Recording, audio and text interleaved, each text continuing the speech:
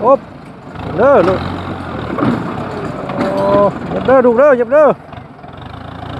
ให้เพิ่นลบคันลบทั้งนั้นออกนิดนึง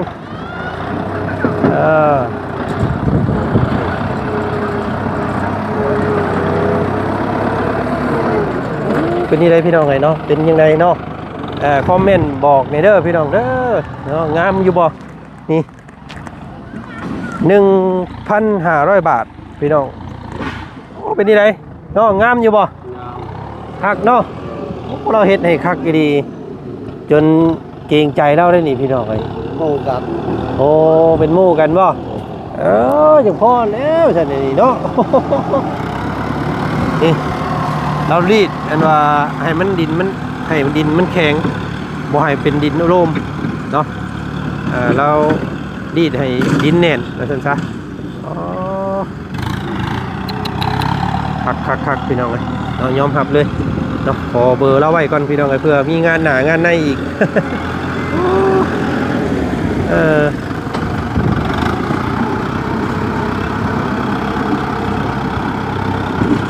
นี่เป็น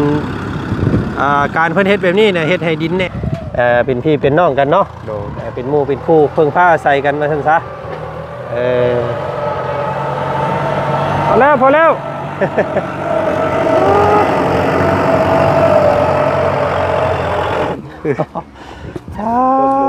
เนาะหมดเหนื่อยเนาะถือว่าใส่เวลาเกือบ2 ชั่วโมงกว่าเนาะเกือบ3 ชั่วโมงเลยพี่น้องไงเฮ็ดอยู่นี่ปีนค่อยอยู่ทุกสิ่งทุกอย่างเก็บเล็กเก็บหน่อยเนาะเนาะมื้อนี้ก็ขอมุกขอบใจทางบ่าวเพิ่นหลายๆที่สละเวลาแล้วก็มาให้พี่น้องเพิ่นเอาราคา1 ล้านเนาะแต่ว่าจันเพิ่มให้อีกพี่น้องเป็น1.2 ล้านเด้อเนาะขอบใจอันบ่าวหลายๆเนาะเนาะนับเบิ่งก่อนเนาะพออยู่พี่น้องเนาะ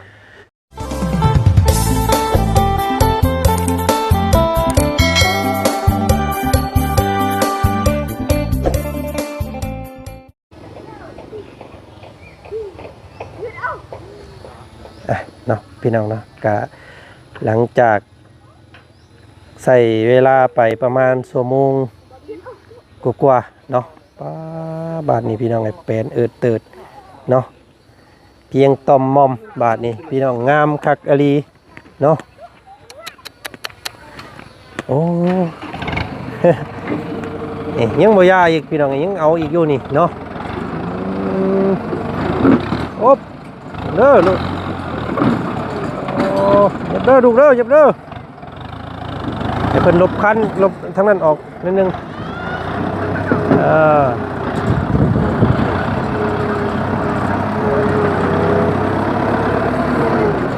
เป็นยังไงพี่น้องไงเนาะเป็นยังไงเนาะคอมเมนต์บอกในเด้อพี่น้องเด้อเนาะงามอยู่บ่นี่ 1,500 บาทพี่น้องหรือว่า1 ล้านกีบเนาะก็ได้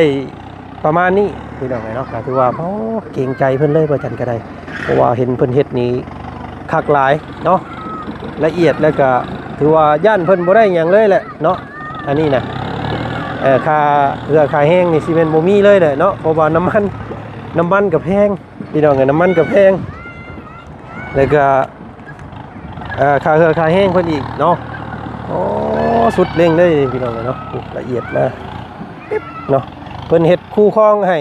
เพื่อน้ำไหลมาอีกพี่น้องเลยทางเบาเพิ่นว่าเพิ่นเห็นยามนั่นแหละน้องเพิ่นน้ำมันอังเนาะเพิ่นก็เลยเฮ็ดคลองให้ตั้งแต่น้องอันตะโลผู้มาพี่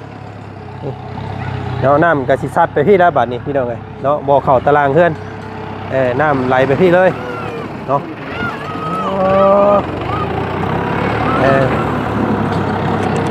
งามเนาะคักลาย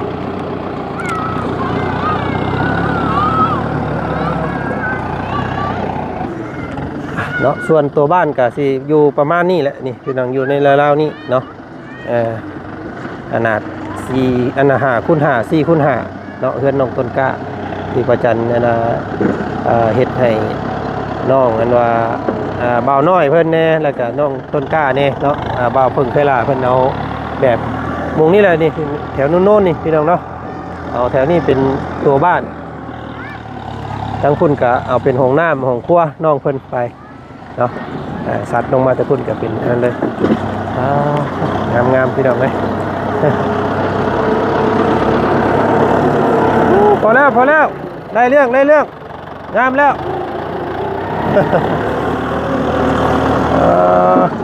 จนบอกให้ย่าพี่น้องเลยเนาะจะลบคู่ทั้งนั้นมันเลยพ่อเนาะโอ้เป็นที่ไหนเนาะงามอยู่บ่คักเนาะเราเฮ็ดให้คักดีจนเกรงใจเราได้นี่พี่น้องเลย โม่กัน โอ้เป็นหมู่กันบ่อย่างพ่อแล้วฉันนี่เนาะเฮ็ดให้เกินราคาอีกเนาะ1 ล้านเฮ็ดรถให้กว่า 4-5 ล้านพี่น้องเอ้ยโอ้นี่รูดให้มันแข็งให้อีกเนาะให้มันแน่นนี่เฮ็ดคักแน่นี่พี่น้องเอ้ยเนาะสมราคาอันบ่สมราคาจักรีบาทนี่ 1 ล้านเดี๋ยวสำหรับว่าซื้อน้ำมันซื้อนะเนาะค่าแห้งนี่บ่ได้คิดนะแต่เบิ่งพี่น้องเอ้ยนี่เรารีดอันว่าให้มันดินมันแข็งบ่ให้เป็นดินโลมเนาะเรารีดให้ดินแน่นว่าซั่นซะอ๋อคักพี่น้องเอ้ยเรายอมรับเลยเนาะขอเบอร์เราไว้ก่อนพี่น้องเอ้ยเพื่อมีงานหน้างานในอีก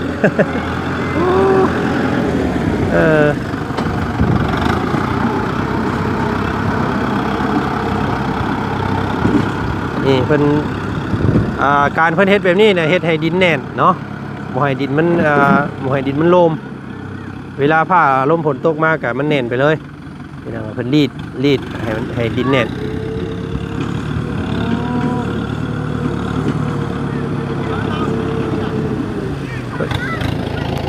โอ้บ่ยาอีกได้นี่พี่น้องยังเอาอีกอยู่ เนาะโอ้ขาดทุนแล้วเราเนี่ยพี่น้องไงเนาะบ่ได้อย่างเลยนะกูเอาอีกยังบ่ยาอยู่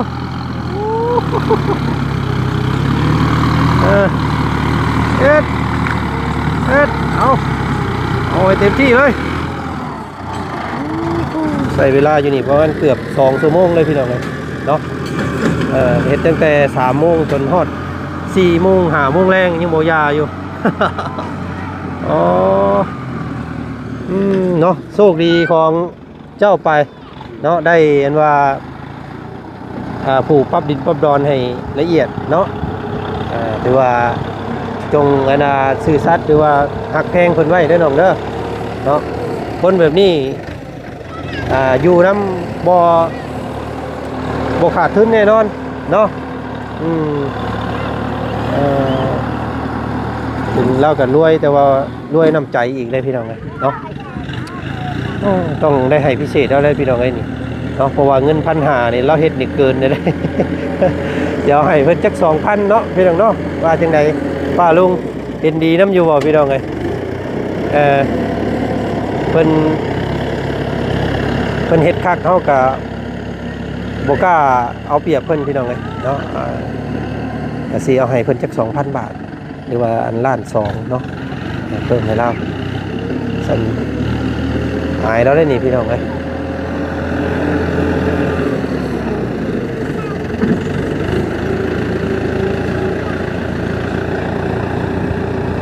อันนี้ได้ก็ว่าเราเป็นคนสุขสุขัด โอ้ ผมมีพ่อแม่ โอ้เราก็อันเป็นคนเพิ่นก็กันฐานะทุกอย่างคือกันบ่โดแต่เราเอาเมียคนมีเงินอ๋อเมียเราเป็นคนมีโดเพิ่นก็ได้พออยู่พอกินมาบาดนี้เนาะประกอบกับเราบัดลูกมันแน่เนาะเบิ่งคนนี่เนาะเฮ็ดช่างพี่น้องเอ้ยบ่ได้อยู่พ่อแม่ก็บ่มีคือกันบ่เราก็คนบ้านเดียวกันนี่บ่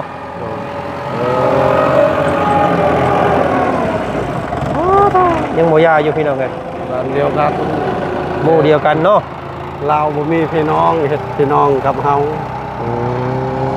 มีแต่ผู้เดียวลาว เรากับผู้เดียวคือกัน โดย เนาะก็เลยอันนั้นนับถือกันเป็นพี่เป็นน้องกันเนาะ โดย เป็นหมู่เป็นคู่เพิ่งผ้าใส่กันมาซั่นซะ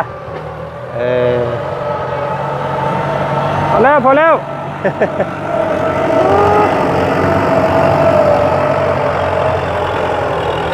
โมยาอยู่ได้หันพี่น้องยังมาอีกได้นี่เนาะ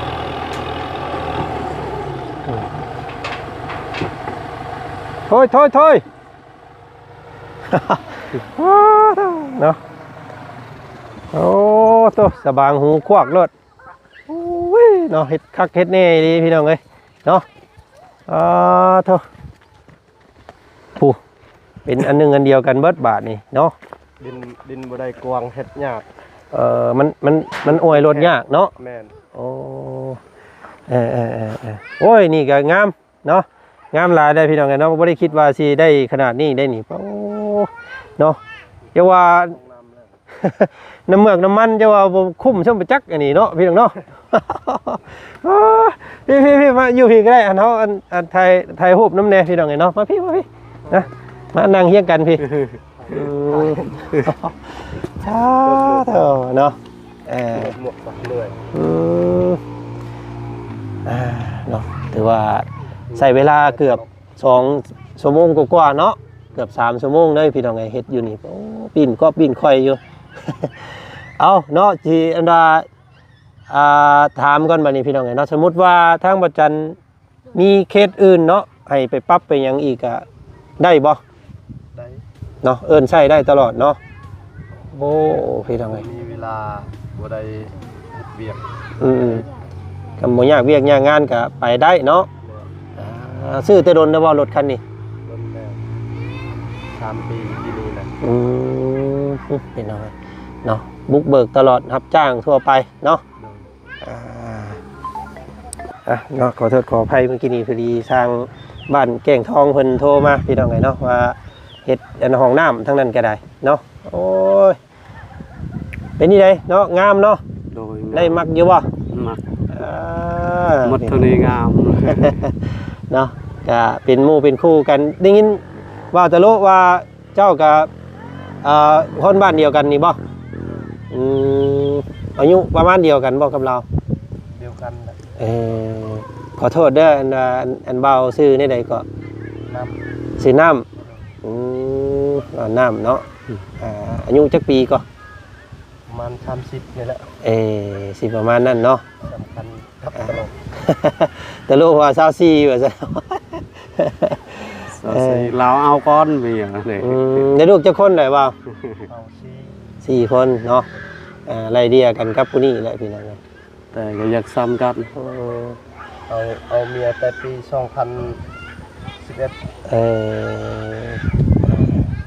เป็นอะไรนะก็โอ้ยเพิ่งพาอาศัยกันอันนี้ก็เป็นห้านค้า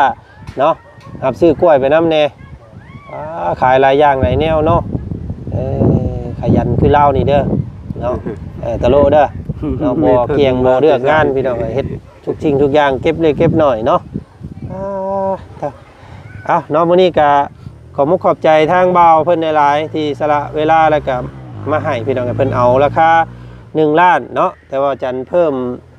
ให้อีกพี่น้องเป็นล้าน2เด้อเนาะขอบใจอันบ่าวหลายๆเนาะเนาะ นับเบิ่งก่อนเนาะพออยู่พี่น้องเนาะ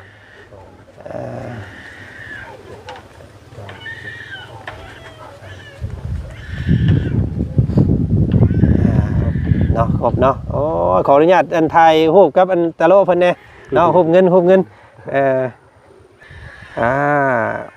โอเคได้แล้วเนาะโอ้พี่น้องขอบใจเด้อ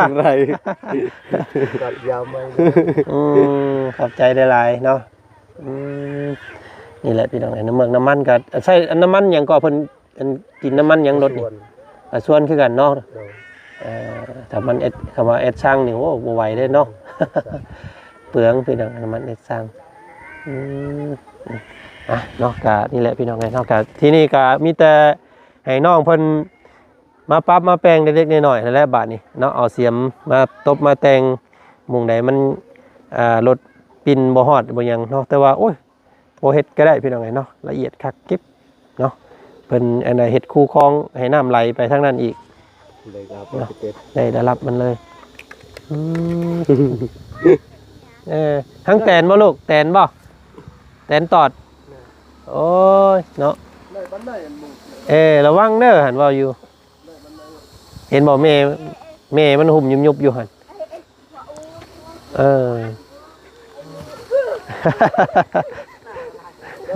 มันตะไว้ อืมทั้งแตนบ่โอ้เจ็บได้อหันพี่น้องเนาะเอานางมันเด้อเนาะเอานางมันไปทาเศร้าพี่น้องไงเนาะมาพี่บัดนี้อันตะโลเฮามาย่างเลาะเบิ่งอยู่เนาะเวลาฝนตกเจ้าก็ มาแปลงน้ำเด้อน้องเด้อเนาะขุดคลองลัดอยู่นี้เพราะว่าบ่ให้น้ำมันเข้าไปพี่ให้น้ำมันไปพี่เลยเนาะเวลาน้ำบ้านขึ้นมาพุ่นแล้วพี่น้องไงเนาะขึ้นมาแต่พุ่นแล้วก็มันสิซัดมาพี่น้ำแต่ว่าเฮาพยายามมาขุดคลองให้มันไปตามข้างเนาะมันจังบ่เพมันจังบ่เจือนอ้ายอันเบาเพิ่นขุดให้เรียบร้อยแล้วเนาะไปย่างเบิ่งอยู่ย่างเลาะเบิ่งอยู่คักกะลีพี่น้องเอ้ยนี่โอ้ยเนาะนี่มีแต่บัดฝนตกก็เอาเสียมจกมาขุดอีกหน่อยนึง นี่แหละทางน โอ้น้ำลงมาแต่พุ่นบ่ ำโดย สัตว์ลงนี่แน่เนาะนี่ก็ให้เพิ่นไปคลองนี้บาดนี้พี่น้องเอ้ยมีแต่เจ้าเอาเสียมกล้วยให้มันงามอีกนิดนึงนี้พี่น้องเนาะแต่นี่ก็โอ้ยได้แล้วเนาะคัก ไปอีก ฮะ ไปอีกยานมันไป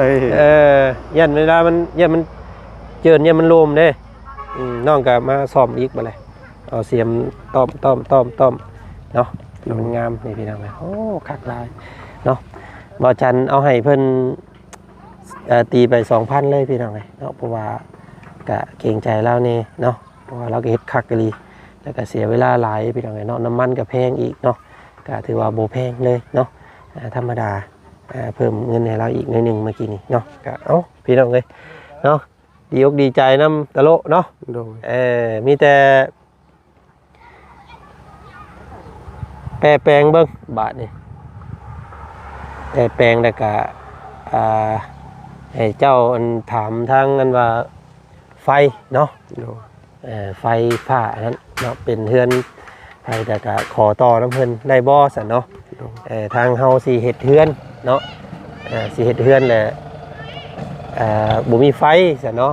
เดี๋ยวเพิ่นน่ะสิออกค่าไฟให้ดอกในเดือนที่เฮ็ดนั่นเนาะสิจ่ายซอยพี่น้องสิจ่ายไฟซอยเพิ่นอยู่เนาะคักกะลีพี่น้องเอ้ย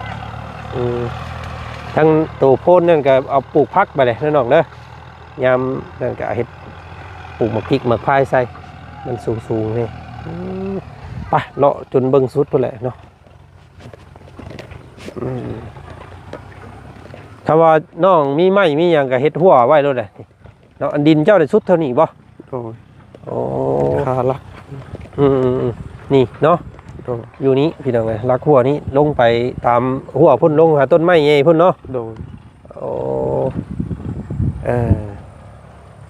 มันหักไม้หายากเนาะจักสิหาใส่ไม้นี่พี่น้องไม้เป็นลำซ้ำมันแข็งซ้ำคานี่เฮ็ดลักหัวยากเด้เนาะ ได้ พัดก็ได้อยู่ว่ากล้าหาได้บ่ โดย พอพังให้มันเป็นแดนของเจ้านี่ได้มันจังบ่ผิดกันเนาะ โดย กับเพิ่นบางเทื่อเฮาปลูกเฮือนปลูกชานใช่อ้ายเนาะดินค่อยจังซั่นจังซี่มันยากอีกเนาะ โดย มีแต่เห็ดหัวไว้ผังรักไว้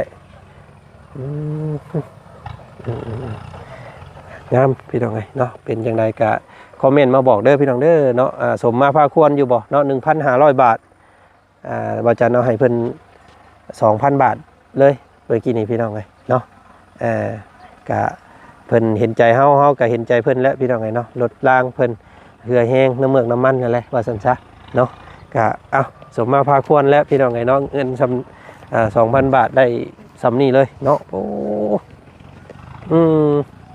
แปลงอีกเก็บออกเนาะอันไม้ตอกตามนี่มันเป็นหัวไม้กุกจุกกิ๊กนี่พี่น้องไง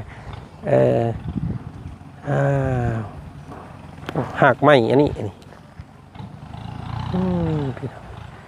เออคำเฮาบ่แปลงนี่เวลาฝนมานี่มันสิเซาะดินเราไปเราต้องขุดคลองตบคลองให้มันให้น้ำไปเป็นบอนเนาะอันนี้ดินไผสะน้องอันนี้เนาะ ดินในบ้าน โอ้เออ ก็ดินค่อยหมด อืม แต่ว่าค่อยแบ่งให้ลาว อ๋อ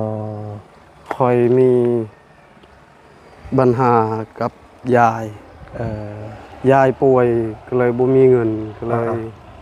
มอบให้ลาวดิ โอ้แปลว่าเจ้าไปเอาเงินเราก่อนสิบ่ โดย ไปปินไปปัวยาย โดย แล้วบ่มีเงินใช้เพิ่นบาดนี้ โดย แล้วก็เลยอันน่ะต่างมอบให้เพิ่นเลยเนาะ โดย ตะกี้เป็นดินของเจ้าคือกันอันนี้ก็เนาะ โดย อ๋อแต่ว่ามันบ่อยากงามเนาะ โดย มันบ่เพียงพี่น้องเอ้ยแต่ว่าปลูกกล้วยปลูกหยังได้อยู่เนาะเออมอบให้ทางในบ้านเพิ่นว่าซั่นพี่น้องเอ้ยเนาะเป็นเอ่อการทดแทนในการเพิ่นให้ยืมเงินยืมคำว่าซั่นซะบ่มีเงินใช้เงินจ่ายเพิ่นเป็นสินน้ำใจ แต่ อบทน ยังปู่เขาเฮ็ดนาอยู่นี่ ตะกี้นะบ่ โดย โอ้ ยังเลยทงมัน เออ ทงนาจนสุดพุดไปฮอดพุดเลย แต่ก่อนนะเพิ่นเฮ็ดปลูกข้าวแถวนี้เนาะ โดย ไปย่างๆมาเบิ่งพี่เนาะโอ้เป็นไฮนาเนาะแต่ว่ามันหกบ่แล้วเดี๋ยวนี้เนาะ โดย ตะกี้เพิ่นเฮ็ดเป็นไฮนาปลูกข้าวก็ได้ว่าซั่นแถวนี้ นาแต่นี่จนพุด ฮอดพุด กายเฮือนตัวนี้ก็แม่นพี่น้อง อืม แต่ปู่แบ่งให้เราแค่นั้น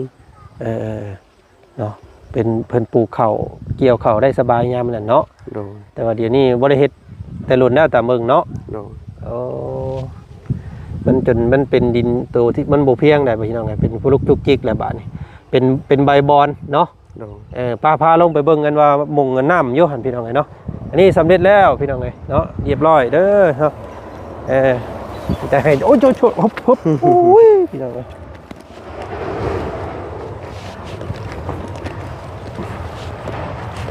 โธ่อันนี้เฮือนน้องทรายของตะโลเพิ่นพี่น้องกับเมียเนาะเป็นดินน้องเพิ่นเบิดแต่ว่ามันบ่เพียงเนาะ โดย ดินของกันบ่าวตะโลเพิ่นเบิดนี่แต่มันบ่เพียงนี่อันนี้พามาเบิ่งกันว่าน้ำเนาะ น้ำใส่ เราลงได้ แล้วเอาปั่นขึ้นไปอาบไปอันนั้นเนาะ โดย ขึ้นไปใส่น้ำโอ้ยน้ำงามเลยพี่น้องเอ้ยนี่น้ำใสนี่มันบ่บกจักเทื่อบ่นี่ โดย ตลอดปีเลย โดย โอ้ เขาเฮ็ดหน้าก็เขาเฮ็ดตลอดเลยเขาเกี่ยวแล้ว เขาปลูกไม้เกี่ยวแล้วเขาปลูกไม้ โอ้แบบว่าเฮ็ดหน้าแซงหน้าหยังเลย โดย โอ้พี่ เพ น้อ ราะ ง นำอยู่นี่บ่ได้ขาด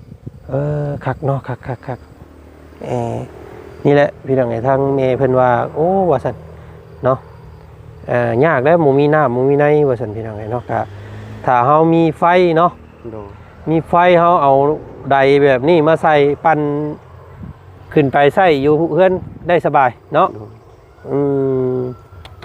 คันว่ามีไผก็ใส่ได้ก็เฮาว่าสิตกลงกันว่าสิซื้อ มันยังทอใหญ่หั่นคือ อ๋อ เขาเฮ็ดห้องน้ำ ใส่ท่อป้องไว้บ่ให้น้ำเจิ่นลงนี่บ่ โดย บ่ให้ดินเจิ่นลงเนาะ โดย เออ แล้วก็สิปลุกไว้เลย เอาเฮ็ดเป็นขอบเป็นอันน่ะขอบไว้เลยเนาะ โดย บ่ให้มันบกเลยพี่น้องเอ้ยดึกบ่นี่เนาะ ลึกสำนี้ ประมาณเพียงเอิกแต่ว่าบ่บกจักเทื่อเนาะ โดย เออเอาพี่น้องเอ้ยโอ้บอนนี่ก็กินได้นี่เนาะงามหน้า แต่ว่าบ่ได้มีงบมีหยังสานต่อก็เลยมันก็หกเหือไปเลยเนาะ โดย โอเคพี่น้องเอ้ยเนาะมื้อนี้ก็ค่อยค่ำพอดีมื้อนี้เนาะโอ้เมียเจ้ายังบ่ได้ลงมาเบิ่งซำได้นี่เนาะ ยังบ่ทันได้เห็นได้นี่พี่น้องน้องกันบัวบานเพิ่นเนาะน้องบัวเพิ่นยังบ่ทันเห็นที่ดินใหม่ซำได้หั่นเนาะเดี๋ยวมื้อ หน้ามื้อในจังพาเพิ่นลงมาเบิ่งเนาะ โดย คือสิดีอกดีใจและหันพี่น้องงามเนี่ยบาทนี้ว่าซั่นเนาะอ่ะก็ใส่งบไป 2,000 บาทได้ซำนี้ก็ถือว่าโอเคเนาะน้องเนาะมีแต่นั่นแหละพี่น้องเอ้ยเนาะอยากตอบบุญแทนคุณแม่เพิ่นบ่ยากเด้อน้องเด้อ โดย เนาะเพิ่นบ่ได้หวังสิ่งตอบแทนจากเจ้าทั้งสิ้นเนาะที่เพิ่นเฮ็ดซอยเจ้าในทุกมื้อนี้อันในวันนี้เนาะเพิ่นแค่อยากเห็นเจ้ากับลูกและเมียเนาะถูกต้องปรองรองกันแล้วก็ฮักแพงกันแล้วก็มีชีวิตที่ดีขึ้นเนาะ โดย เพิ่นหวังแค่นั้นพี่น้องเอ้ยมีแต่